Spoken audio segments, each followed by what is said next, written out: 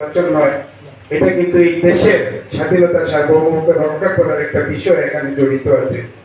আমরা মনে করি যে বড়লেখা জুড়িবাসী সহ বাংলাদেশের আপামর জনসাধারণ এই জিনিসটা উপলব্ধি করতে পেরেছিল বিধায় তারা সঠিক সিদ্ধান্ত নিয়ে তাদের সৃষ্টি বিজয়ী করেছে।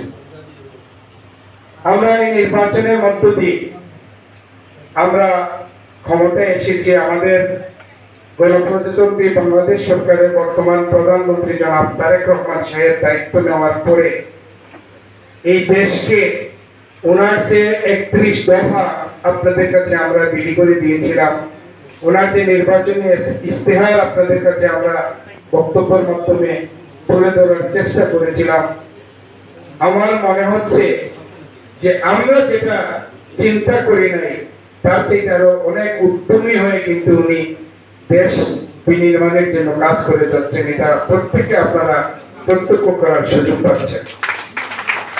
যে জিনিসটি আমরা আপনাদের কাছে বলেছি 180 দিনের ভিতরে আমরা করব, সেই দিন আমাদের প্রধানমন্ত্রী আপনাদেরকে বলেছেন যে এখনো আমাদের আঙ্গুলে কিন্তু ভোটের দাগ রয়ে গেছে, এখনো আমরা বুঝতে পারি নাই।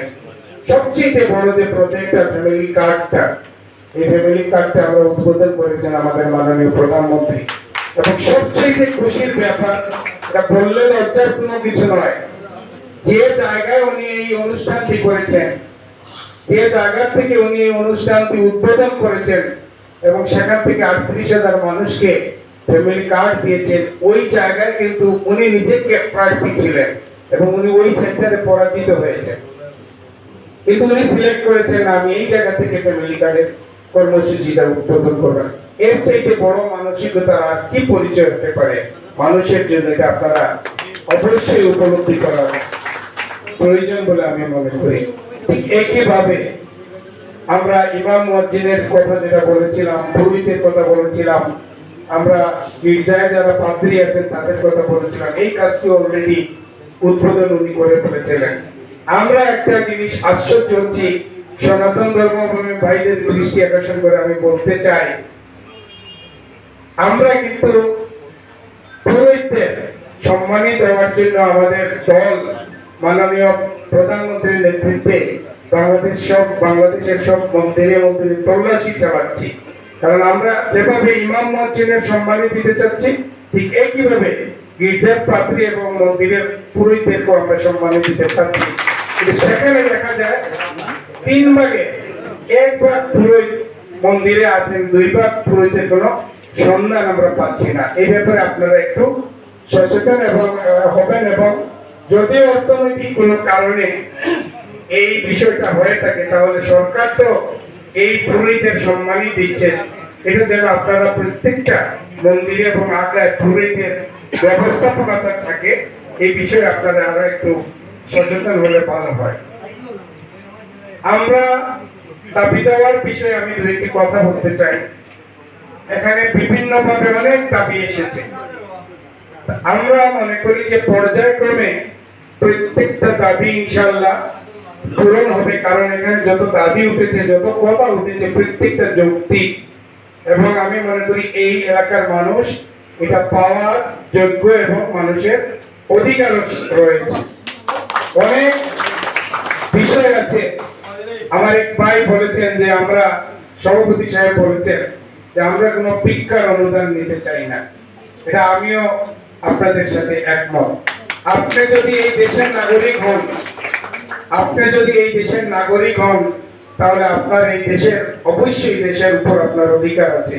আর আমরা চাই সকল কাজ আপনার অধিকার থেকে আপনি পান, এটা আমাদের সরকার চায়, আমাদের প্রধানমন্ত্রী কিন্তু এই জিনিসটা চান। যেমনটি আপনারা একটু চিন্তা করে দেখেন, এই ফ্যামিলি কার্ড আমরা নির্বাচনের সময় কিন্তু সব মা বোনদেরকে এই কথাটা বলেছি যে মা বোনরা, আমরা জানি আপনাদের ভিতরে যারা তুলনামূলকভাবে অর্থনৈতিকভাবে অসচ্ছল, এদেরকে কেউ না কেউ এই ভোটের বাজারে এসে অর্থের বিনিময়ে আপনাদের ভোট আপনাদের ক্রয় করতে চাবে। দয়া করে আপনারা এই ধরনের কোনো প্রতারণার ভিতরে পড়বেন না। তার কারণ ভোট যদি একজন মানুষের কাছে পয়সার বিনিময়ে দেয়, সেই পয়সাটা কি হতে পারে? 2,000 টাকা, 5,000 টাকা হতে পারে, কিন্তু আপনি তো এটা অন্যায়ভাবে পাবেন, অন্যায়ভাবে দেওয়া হবে, অন্যায়ভাবে আপনি পাবেন। কিন্তু আমরা যে ফ্যামিলি কার্ডটা আপনাদেরকে দিচ্ছি সেটা কিন্তু 5 বছরে আপনি প্রায় 1.5 লক্ষ টাকা নগদ আপনি পাচ্ছেন। আর এই টাকাটা পাচ্ছেন আপনি এই দেশের একজন নাগরিক হিসাবে আপনার অধিকার থেকে আপনি পাবেন। তা আমরা প্রত্যেকটা অনুদানই এইভাবেই দিতে চাই প্রত্যেকটা প্রতিষ্ঠানে, যেন এগুলা মানুষ তার অধিকার থেকে, মানুষের অধিকার থেকে, সরকার থেকে এগুলা পায়। আপনারা শুনে খুশি হবেন, আমরা এমপি হওয়ার প্রথম দফায় আমাদের মাননীয় প্রধানমন্ত্রী আমাদেরকে একটি বরাদ্দ দিয়েছেন। আমার এই আসনে এই বরাদ্দের পরিমাণটা হলো 5 কোটি 10 লক্ষ টাকা।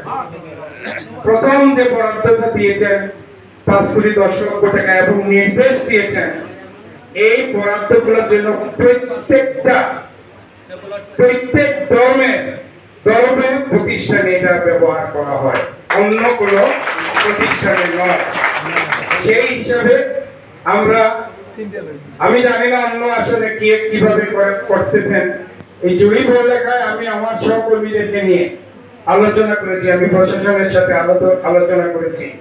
যেহেতু এটা আমাকে বরাদ্দ দেওয়া হয়েছে, প্রথম বরাদ্দ, আমি সমবন্টন করব, কোনো বৈষম্য বন্টন করব না। সেই হিসাবে আমরা প্রত্যেকটা ইউনিয়নে 4টা মসজিদ এবং 4টা মন্দির, একটা কবরস্থান, একটা শ্মশান, সুযোগ পেলে একটা ঈদগাহ, এইভাবে বন্টন করে আপনাদের সম্প্রদায়ের ভিতরে এই বড়লেখা উপজেলায় 44টি মন্দিরে আমরা এই অনুদানটি লিখিতভাবে আমরা প্রস্তাবনা পাঠিয়েছি, এবং সেই 44টা মন্দিরের ভিতরে আপনাদের আকৃতিও আছে।